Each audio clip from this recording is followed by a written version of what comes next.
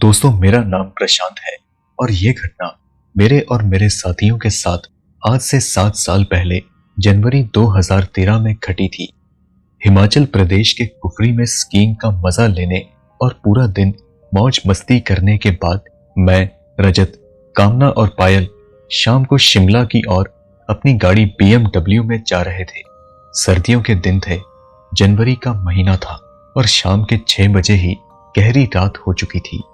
गोल घुमावदार रास्तों में हमारी कार अंधेरों को चीरती हुई घने पेड़ों के बीच चलती जा रही थी। टूरिस्ट टैक्सियां भी वापस शिमला जा रही थी। कुफरी की ओर मुश्किल से 1 या 2 कारें ही जाती हुई नजर आईं। लगभग आधा सफर कट गया। कार के स्टीरियो की तेज आवाज के साथ साथ हंसी मजाक करते हुए और सफर का आनंद लेते हुए हमें वक्त का पता ही नहीं चला कि तभी अचानक हमारी कार झटके मारने लगी। मैंने पूछा, झटके मारते हुए क्यों चला रहे हो भाई? तो कुमार बोला, प्रशांत भाई, मैं तो कार ठीक से चला रहा हूं, लेकिन पता नहीं क्यों ये कार अचानक से झटके खा रही है। चलो कार को थोड़ा साइड करके देखते हैं, हो सकता है कि डीजल में कचरा आ गया हो, थोड़ी रेस देते हैं। कुमार ने क्लच दबाते हुए कार का एक्सीलेटर दबाया, लेकिन कोई खास कामयाबी नहीं मिली। कार झटके खाते हुए रुक गई। हम सोच में पड़ गए कि अब हम करें तो करें क्या, क्योंकि काली रात के साए में कुछ नजर नहीं आ रहा था और हद तो इस धुंध ने कर दी थी। धीरे धीरे धुंध बढ़ती जा रही थी, ठंड भी धीरे धीरे बढ़ रही थी। हमने कार सड़क की एक साइड पर खड़ी कर दी। रास्ते पर मुश्किल से 1 या 2 कार या टैक्सी आना जाना कर रही थी। कुमार बोला, प्रशांत, लगता है हमें बाहर निकलकर मदद मांगनी पड़ेगी। कार में बैठे रहने से कुछ नहीं होगा। हम चारों कार तो चलाना जानते हैं, लेकिन कार की मैकेनिक गिरी में हम चारों फेल हैं। बाहर निकलकर देखते हैं, शायद कोई कार या टैक्सी से मदद मिल जाए। ये कहकर कुमार कार से बाहर निकला और तभी एक ठंडी हवा के तेज झोंके ने हमारा स्वागत किया। हमारे शरीर में झुरझुरी सी फैल गई। मैं भी कार से बाहर निकला। पायल और कामना कार के अंदर बैठे रहे। बाहर बहुत ज्यादा ठंड थी। हम सभी दिल्ली के रहने वाले थे। हम दोनों की हालत ठंड से खराब होने लगी। कुमार बोला, प्रशांत, अगर हम थोड़ी देर और खड़े रहे तो हमारी कुल्फी बन जाएगी। तो मैंने कहा, ठीक कह रहे हो भाई, लेकिन अब कर भी क्या सकते हैं?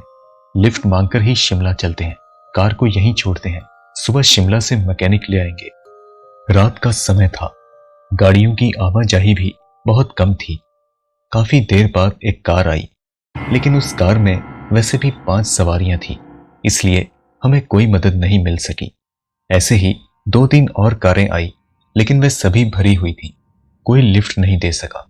तभी एक टैक्सी रुकी, पर उसने कहा, जनाब, मारुति, होंडा या फिर टोयोटा की गाड़ी होती तो देख लेता।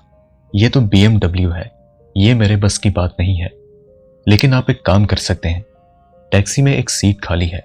मेरे साथ ये पति पत्नी कुफरी से लौटकर शिमला जा रहे हैं।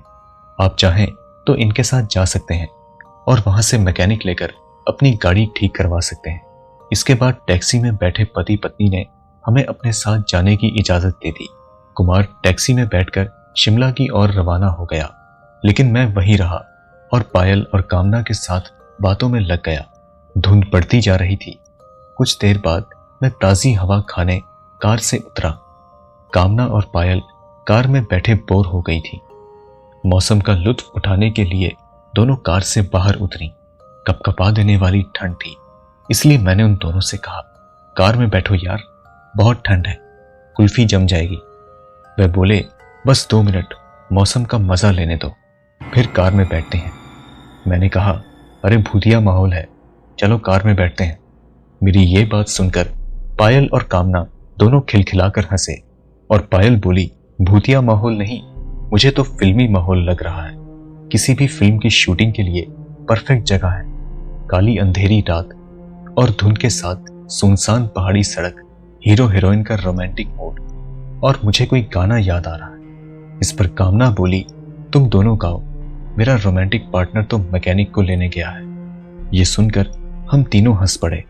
हम अपनी बातों में मस्त थे, लेकिन हमें पता ही नहीं चला कि कोई हमारे पास बैठा है और हमारी बातें सुन रहा है। एक शख्स जिसने कुल्फी जमा देने वाली ठंड में सिर्फ एक टी-शर्ट और पैंट पहनी हुई थी। और मेरे पास आकर बोला, साहब क्या आपके पास माचिस है? इतना सुनकर हम तीनों चौंक गए। जहां हम तीनों ठंड में कांप रहे थे, वहीं वो शख्स केवल टी शर्ट और पैंट पहनकर खड़ा था, मानो उसे कोई ठंड नहीं लग रही थी। मैंने उसे ऊपर से नीचे तक गौर से देखा और पूछा, क्या तुम्हें ठंड नहीं लग रही? उसने मेरे सवाल का कोई जवाब नहीं दिया, बल्कि कहने लगा, आप भूतिया माहौल की बात कर रहे थे। क्या आप भूतों पर विश्वास करते हैं? क्या आपने कभी भूत देखा है? मैंने कहा, नहीं, हम दिल्ली में रहते हैं ना, इसलिए ना तो कभी भूत देखा है और ना ही कभी विश्वास किया है भूतों पर। फिर मैंने पूछा, क्या आप विश्वास करते हैं? वह बोला, हम पहाड़ी आदमी हैं साहब, हर पहाड़ी आदमी भूतों को मानता है, उनका अस्तित्व होता है। उस शख्स की भूतों की बातें सुनकर कामना और पायल से रहा नहीं गया। उनकी उत्सुकता और बढ़ गई। वो कहने लगी, भाई कुछ बताओ भूतों के बारे में, फिल्मी माहौल हो रहा है, कुछ बात बताओ। वो शख्स आगे बोला, देखिए बहन जी, हम तो मानते हैं, आप जैसा कह रहे हैं कि शहरों में भूत नजर नहीं आते, हो सकता है नहीं आते होंगे, लेकिन पहाड़ों में हम अक्सर देखते रहते हैं। तो मैंने पूछा, कहां से आते हैं भूत और दिखने में कैसे होते हैं? उस शख्स के हाथ में सिगरेट थी। वह सिगरेट को हाथों में घुमाता हुआ बोला, भूत हम जैसे ही होते हैं, लेकिन वे रोशनी में नजर नहीं आते। इस पर पायल ने पूछा, होते कौन है भूत और वे कैसे बनते हैं? तो वह शख्स बोला, यहां पहाड़ों के लोगों का मानना है कि जो लोग किसी दुर्घटना में मौत के शिकार होते हैं या फिर जिनका कत्ल कर दिया जाता है, वह भूत बन जाते हैं। मैंने पूछा, क्या वे किसी को नुकसान तो नहीं पहुंचाते? तो वह बोला, ऐसा जरूरी नहीं है साहब, अच्छे भूत किसी को नुकसान नहीं पहुंचाते। अच्छा मैं चलता हूं, मेरे पास सिगरेट है, आपके पास माचिस है? तो दीजिए, मैं सिगरेट जलाता हूं। मैंने जेब से लाइटर निकालकर जलाया और उसने सिगरेट जलाई।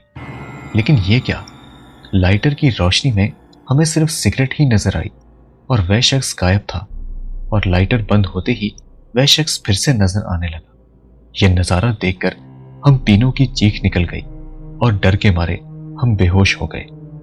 वह शख्स दूर खड़ा सिगरेट पी रहा था।